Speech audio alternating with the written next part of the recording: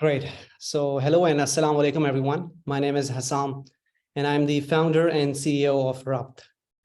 We are on a mission to reshape the Islamic narrative. Islam and Muslims have been misunderstood for the past couple of decades. We are a diverse group of individuals that have deep respect for the mankind. I will share a story that I have experienced in my past and that had led me to launch this company.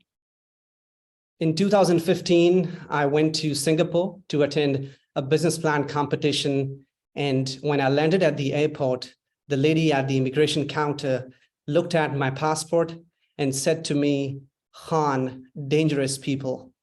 I was shocked to hear what the lady had to say me based on my name or my appearance. I am just one person, but there are millions of other Muslims that face such issues and such responses when they travel, when they live in other countries. And this problem is real. There is no denying this. So this led me to explore different channels and how I can share the beautiful story of my religion to the world.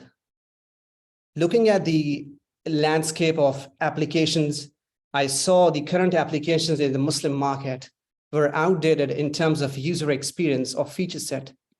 As a Muslim, you want to experience Islamic content, but you have to go through different platforms, search through the best content, and you will be lucky if you find the best content, because YouTube or any other platform doesn't have an engine where they can give you the right content.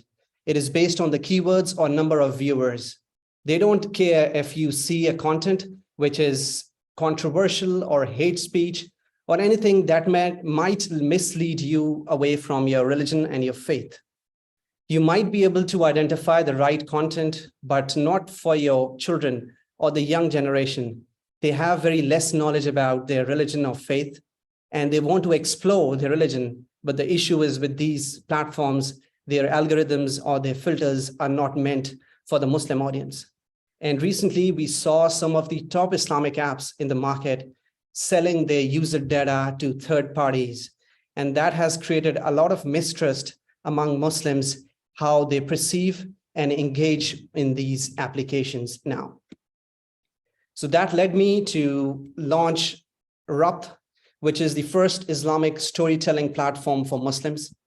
It is a platform where most influential Muslim voices come, share their experiences, how they connected with their faith, and share the beautiful story of Islam.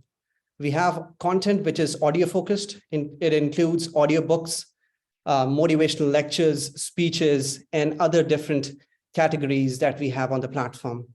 It provides Gen Z and millennials with a very engaging user experience where they can connect with their faith.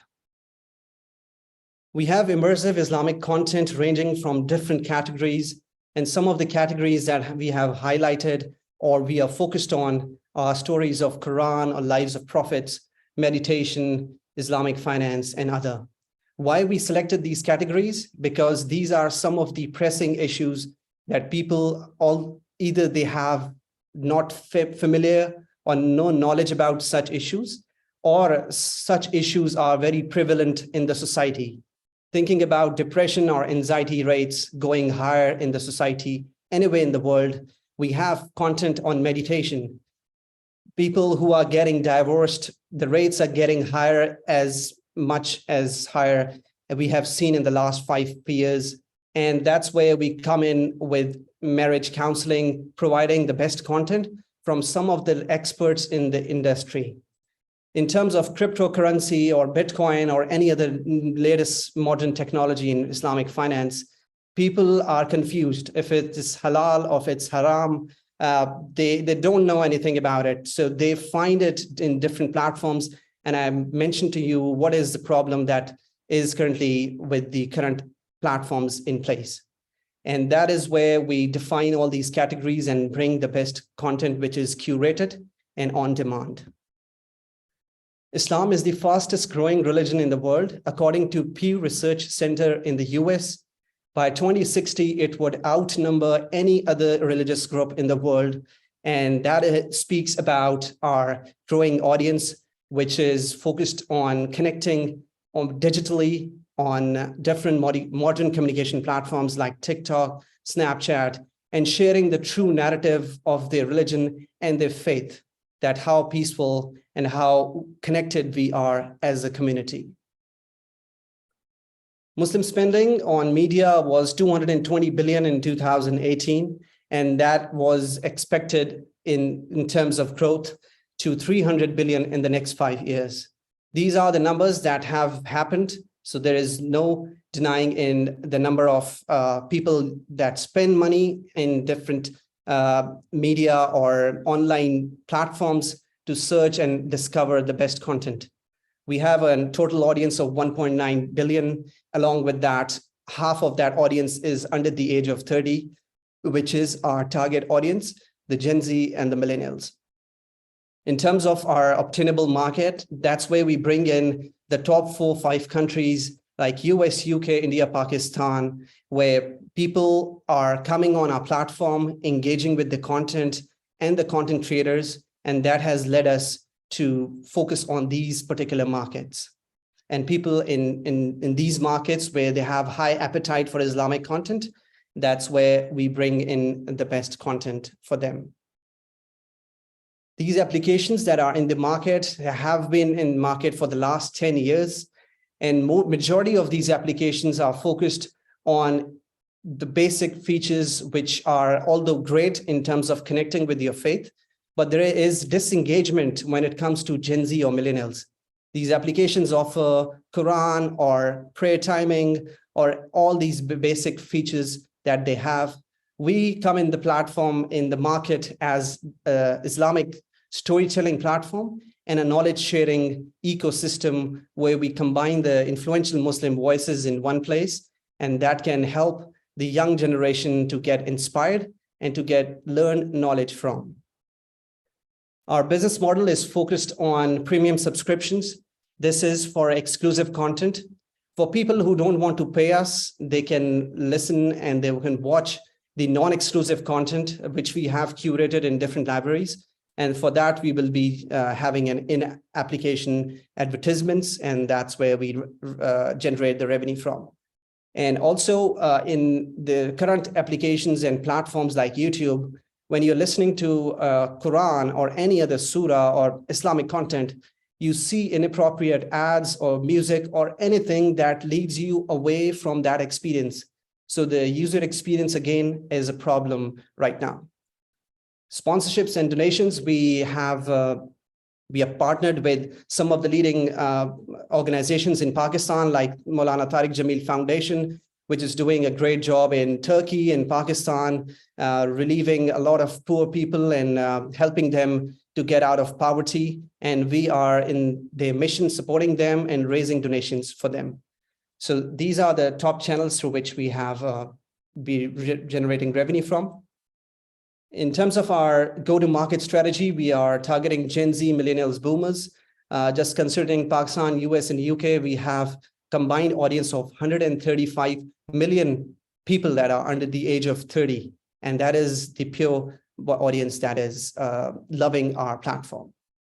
In terms of funding, we raised investment $50,000 from Expert Dojo, which is one of the leading accelerator programs in the US, and they have shown trust and belief in what we are doing.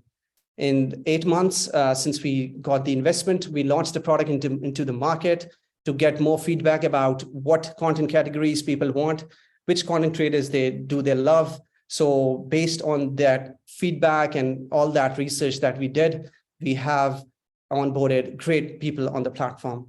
Now we are curating the content in one place and also working with some of the leading Islamic institutes in creating our own exclusive content.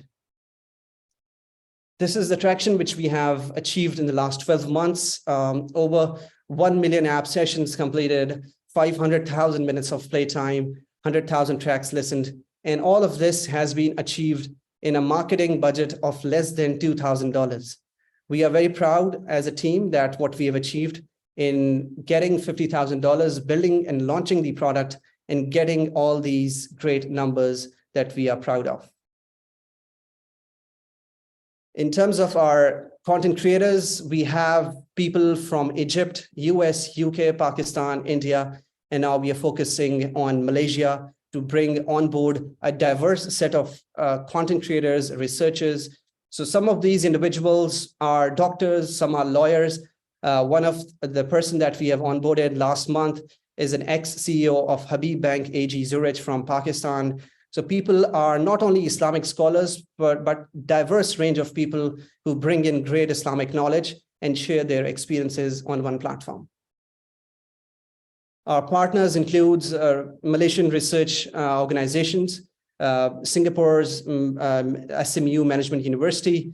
We have other Islamic universities from Malaysia, and we have content creators, Islamic Institute, that are working with us in sharing and growing this platform as a global Islamic content platform. We also recently partnered with the largest telecommunication company in Pakistan, Jazz. We are part of their accelerator program in getting to more content, and also in terms of getting more users through their network. We are raising $150,000 and for the first big milestone, which is about 500,000 monthly active users. And with this, we will be able to generate an MRR of $50,000. And you can see how we have defined the consumption and of this investment in different segments. This is our road to 1 million users. We are not that far away. Right now, around we are generating and getting up to 32,000 registered users. By the next 12 months, April, we will be hitting 500,000 monthly active users. And in the next 15 to 16 months, we are looking at getting up to 1 million active users. Plans ahead are very ambitious. We plan to onboard some of the influential Muslims in different categories, in different backgrounds, people from sports, and some of the names that you see. And these are being followed by Gen Z and millennials globally. So bringing them on board will help us grow organically and help us to reach a larger Muslim audience. I've been working in the tech sector for the last 10 years. I've launched and managed businesses in Jordan, Bahrain, Saudi Arabia, UK, and Pakistan. I have developed and launched different mobile applications. I have a computer science background. And along with me is Joel, who has 20 years of experience in digital marketing. He has been working with Facebook, Google, and some of the leading companies. And he was a part of Ashley Black Guru, which is a leading e-commerce giant in the US. And he helped them to generate over $100 million in revenue in the last 5 years. And he is also very passionate about working on this product because we both feel this is about impacting and reshaping the Islamic narrative and impacting millions of people globally. So join us in our journey to reshape the Islamic narrative and share the beautiful story of Islam. Happy to answer any questions you have. All right, thank you, Sam, for the presentation. So just again, this is since you're pitching, for fundraising. Let me start a little bit by putting an angel investor or investor hat on. If you could just describe, I understand the business model, but given that we have people so set in their habits in general, and YouTube and a lot of content platforms have spent at some point almost decades to be the go-to places where people go. When somebody wants to listen to some mufti, they're not going to their website. They're going to, they go to YouTube, that solves all their problems, right? So essentially building a new platform, which is content-driven, reminds me of something like a YouTube where the content is not yours mostly, it's the platform. And you're in the business of acquiring, consumers of the content. Is that a correct categorization of the business? And if so, could you go a little bit deeper into, I know you mentioned the $2,000 for, that's hopefully it's scalable, but likely it's not, that those costs aren't scalable. If you go a little bit more into your cost of acquisition, because I primarily see that as your business, getting those users to come for this content, which they're already aware of. Sure. So answering your first question about the current Islamic or the content platform that everyone has to go and listen to is YouTube. And you're right, that is the answer, correct answer.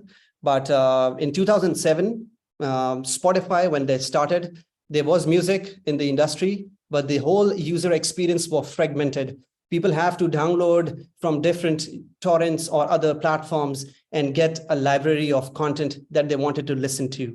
And as a lot of users of our platform said that even if we are driving or using any of the application, we get to listen to Islamic content in the background because that is one of our key features in the app. Right. So that could also be solved with podcasts. I mean, YouTube, there's podcasts, there's all these things which do solve that problem.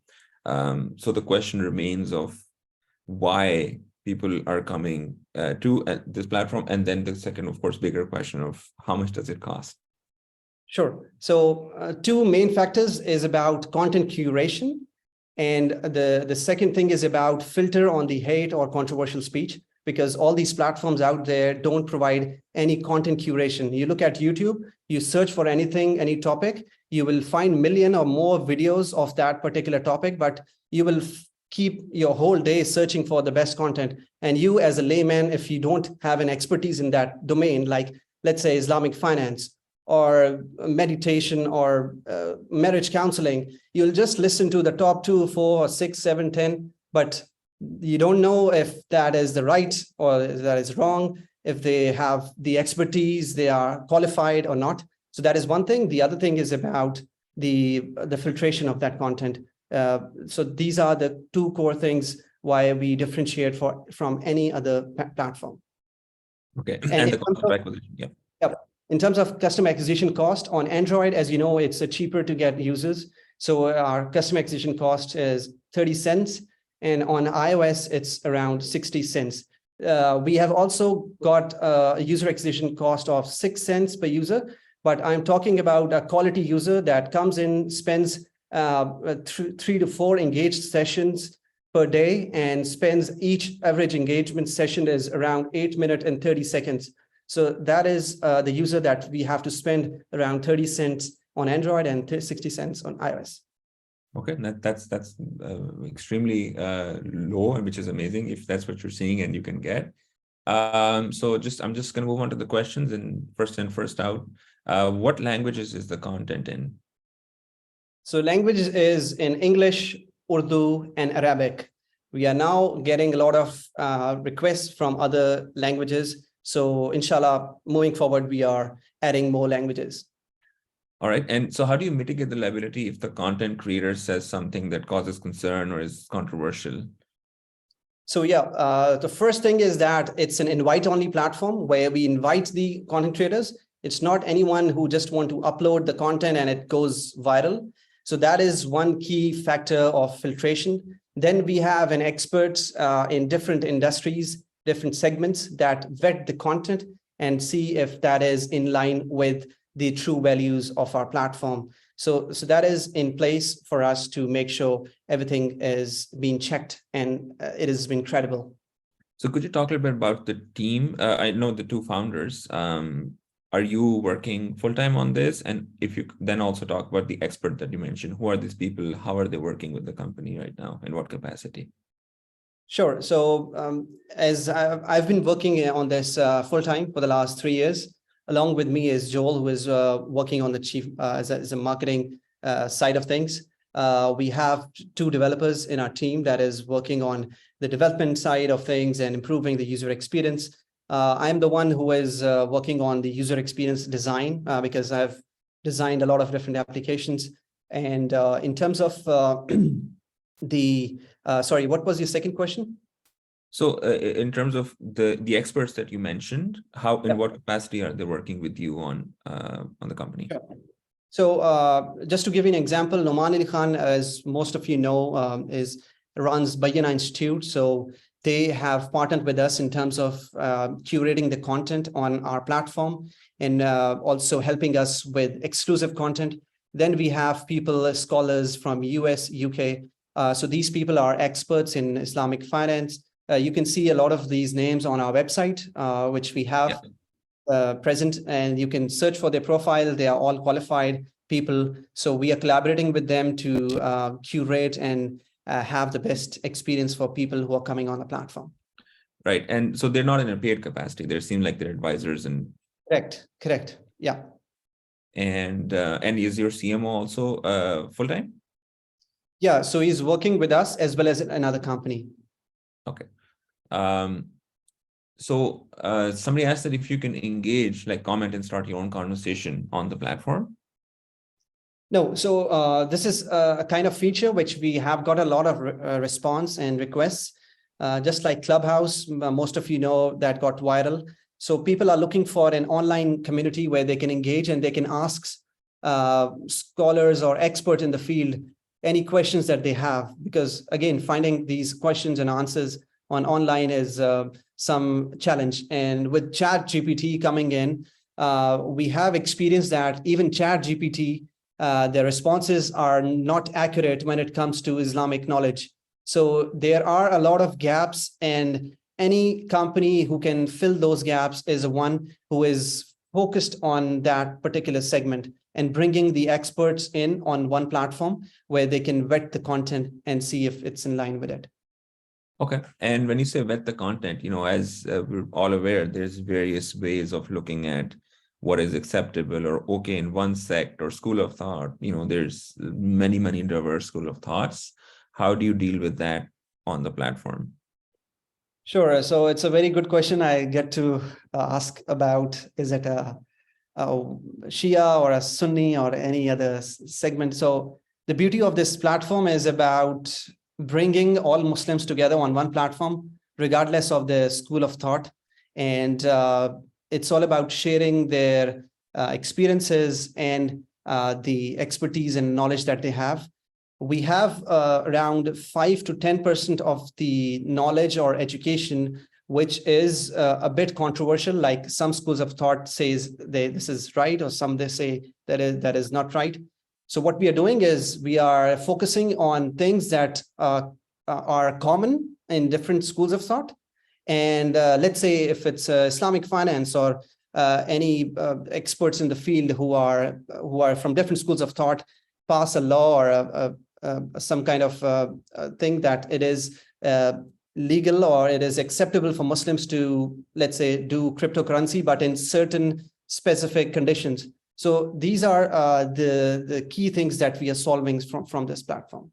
Kwame, kudos to you for finding common ground between sects and schools of thought.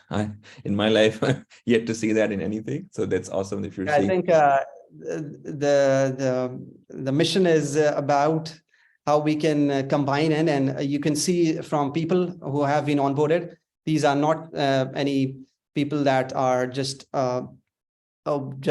talking about Islam, but they have been researching of Islam. They are spreading the knowledge, doing scientific research, scholars or other people. So they are all accomplished in their own industries, and then they are sharing all these experiences. Makes sense. And in terms of, somebody asked about preventing hate speech among users. This is not externally anybody who's outside, maybe non-Muslim, if you want to call it that, but among users. So right now, we don't have a kind of interaction in between, just like in Facebook comments or YouTube comments. Anyone can post anything that can be something hate or controversial. So we have not opened anything like that where people start fighting on the platform. So it's very much focused on peace.